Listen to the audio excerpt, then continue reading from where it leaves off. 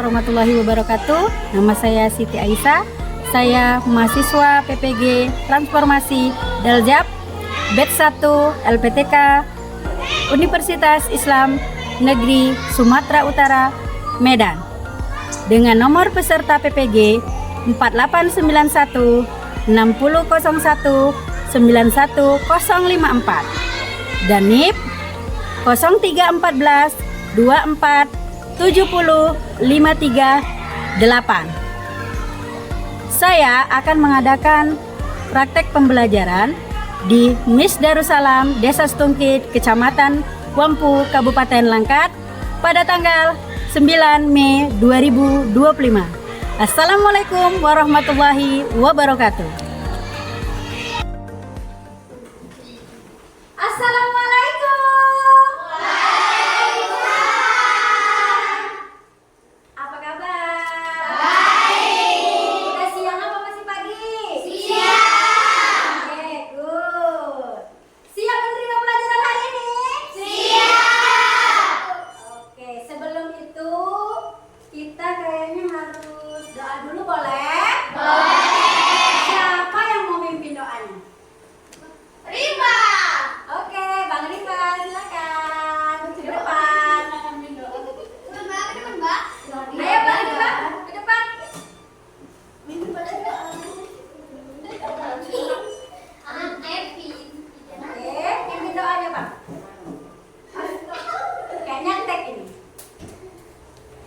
Berdoa. Bismillahirrahmanirrahim. Amin. Silakan Mbak Limba, makasih ya sudah dipimpin doanya. Semoga doa kita dijawab oleh Allah Subhanahu wa Ta'ala.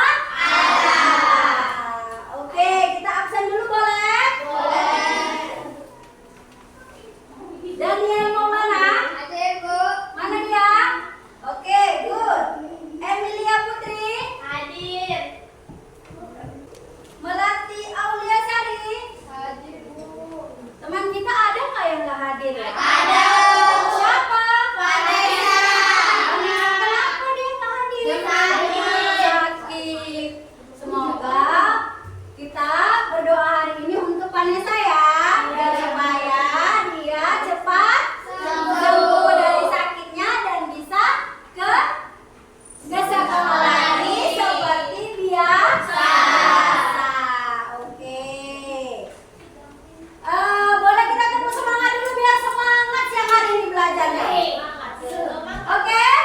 Tahu nggak tepuknya? Atau mau kita briefing dulu? Oke, tepuk semangat.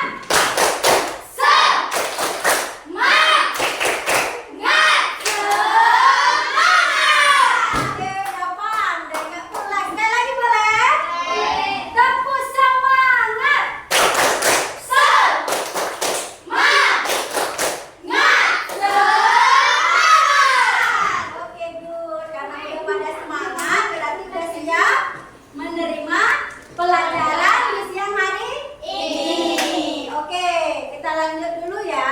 Apa sih tujuan pembelajaran kita?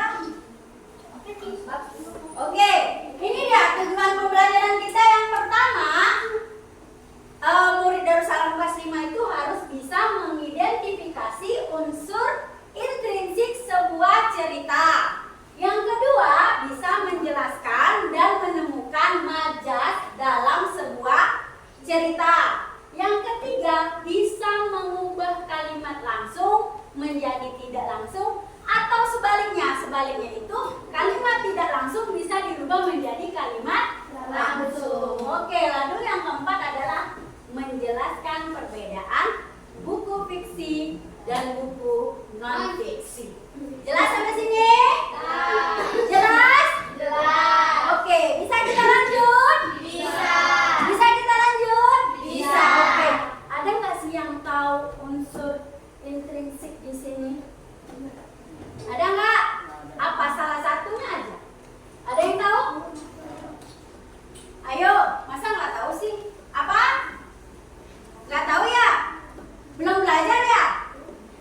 belum belajar makanya belum tahu.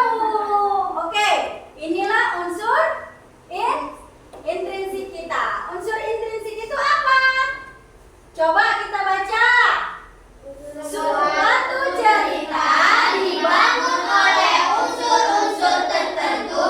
Unsur cerita dibagi menjadi dua, yaitu unsur intrinsik dan unsur ekstrinsik. Tapi yang mau kita bahas itu adalah unsur intrinsik. Apa unsur intrinsik? Baca. Unsur intrinsik merupakan unsur penyusun cerita yang dalam teks. Berarti dia berada di dalam teks sebuah cerita. Ada apa aja? Coba kita lihat. Apa ini? Tema. Lagi? Tokoh dan tokoh. Oke, lanjut. Anak. Lagi? Kabar. Lagi? Alur cerita. Lanjut. Amanah atau pesan. Atau pesan. Oke, ada berapa? 6. Ada 6. Ada berapa? Ada 6. Ingat ya anak-anak Umi, unsur intrinsik itu ada 6. Yang pertama itu tema, yang kedua itu tokoh, yang ketiga itu ada amanah, yang keempat itu adalah yang kelima itu ada alur cerita, yang keenam adalah amanat atau pesan. Oke, kalau gitu kita lanjut. Paham sampai di sini? Oke, kita lanjut ya. Oke, kita masuk ke satu-satu. Tadi adalah unsur intrinsik yang pertama namanya tema. Apa itu tema?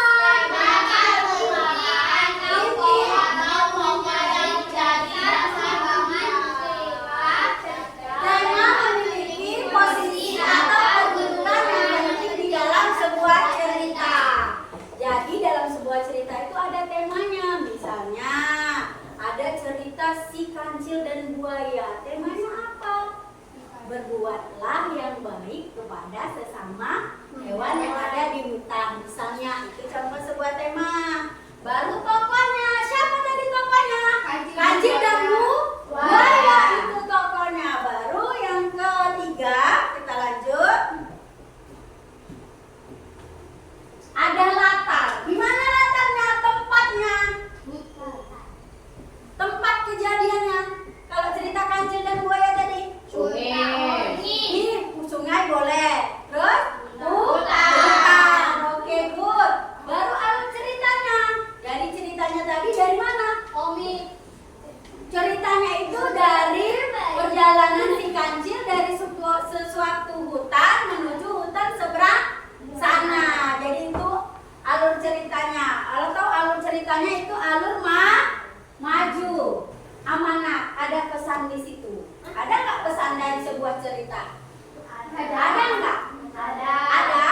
Apa kira-kira pesannya? Jangan suka berbohong kepada teman. Kalau pesan si kancil. Paham? Oke. Paham sampai sini? Paham? Bisa kita lanjut?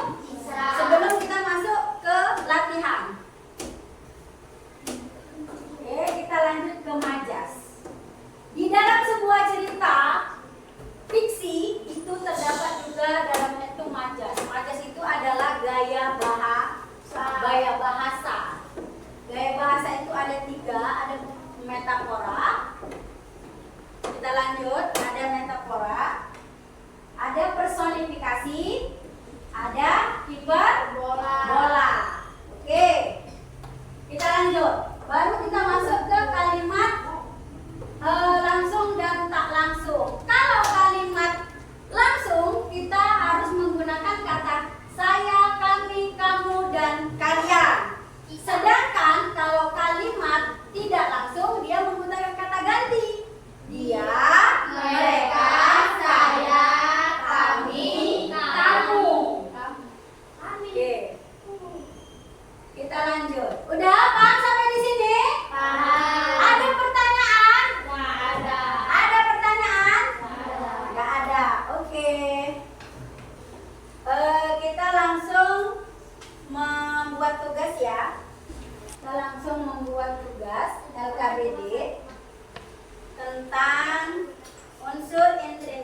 sebuah cerita, yaitu cerita si Bimo dan sepatu ajaibnya. Ini tugasnya kelompok ya. Oke. Kelompoknya ada berapa? Ada tiga. Melaksanakan kegiatan LKPD yang udah dikumpulkan atau udah diberikan dengan cara tempel cerita si Bimo dan sepatu ajaib di kertas ini. Tempel. Ya, tempel. Tempel ya. Ditempel. Ya.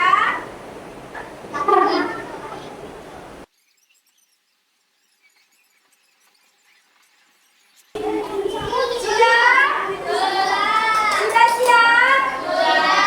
Oke. Masing-masing kelompok silakan ke depan dan bacakan dari kelompok 3 karena tadi terakhir mengerjakan. Ayo kelompok 3 ke depan semua. Bacakan.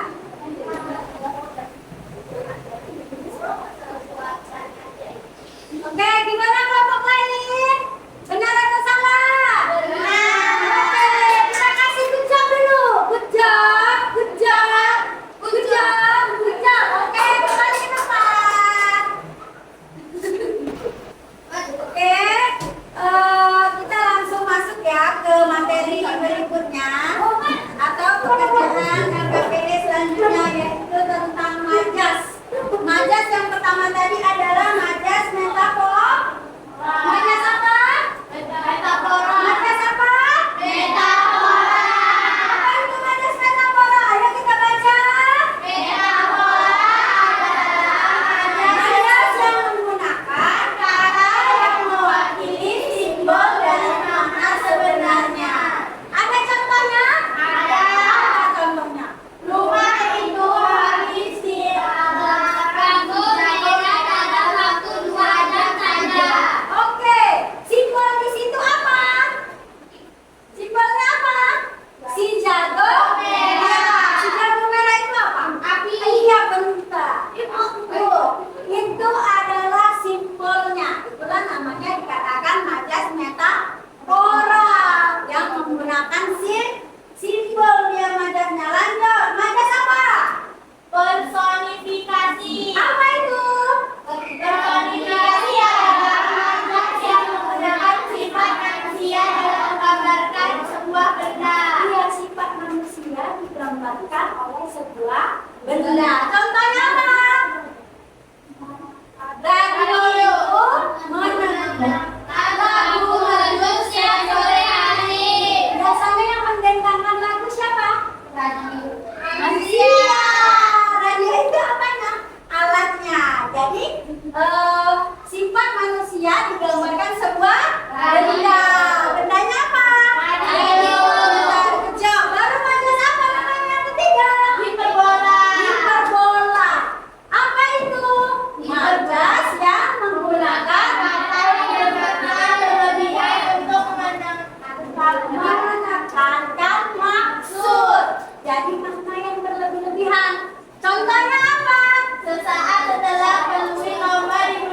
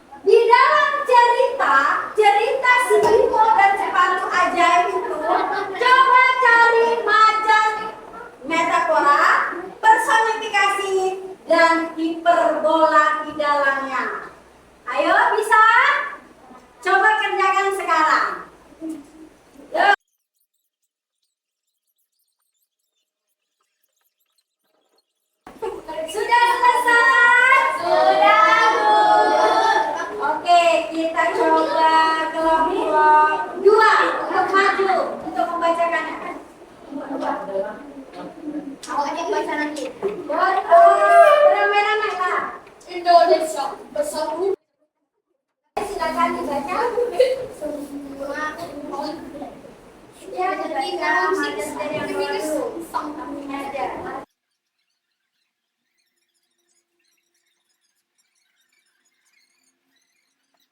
Yang ketiga, Personifikasi. oke, cocok? Cocok? Oke, good job. Good job, good job, good job. Oke, silakan duduk. Oke.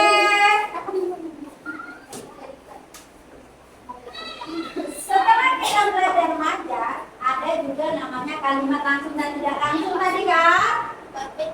Sudah paham ya? Jadi kalimat langsung dan tidak langsung itu bedanya antara kalau saya, dia kalimat langsung. Kalau dia menggunakan dia berarti kalimat tidak langsung. Oke, kita akan mengerjakan soal tentang cara membuat kalimat langsung dan tidak langsung. Bisa? Ini dia tugasnya.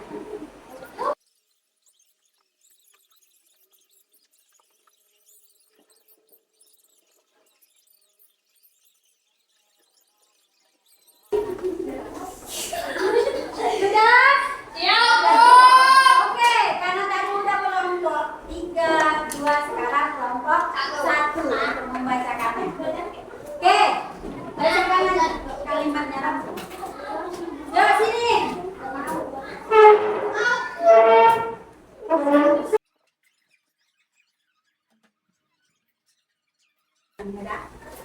Oke? Ya. Kalimat langsung. Bimo berkata. Silakan duduk, tepuk tangan. Oke, itulah tadi rangkaian pelajaran kita hari ini.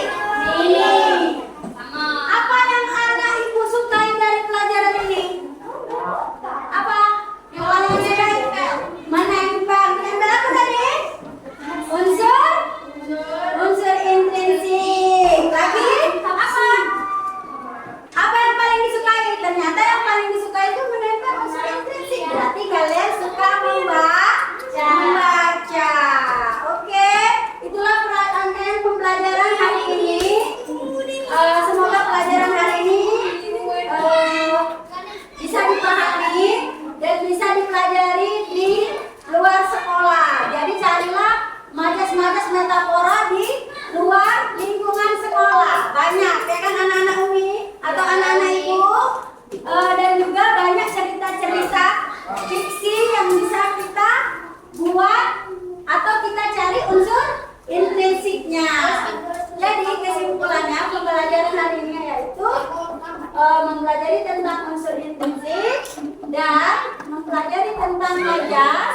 Yang ketiga adalah kalimat langsung dan tidak langsung.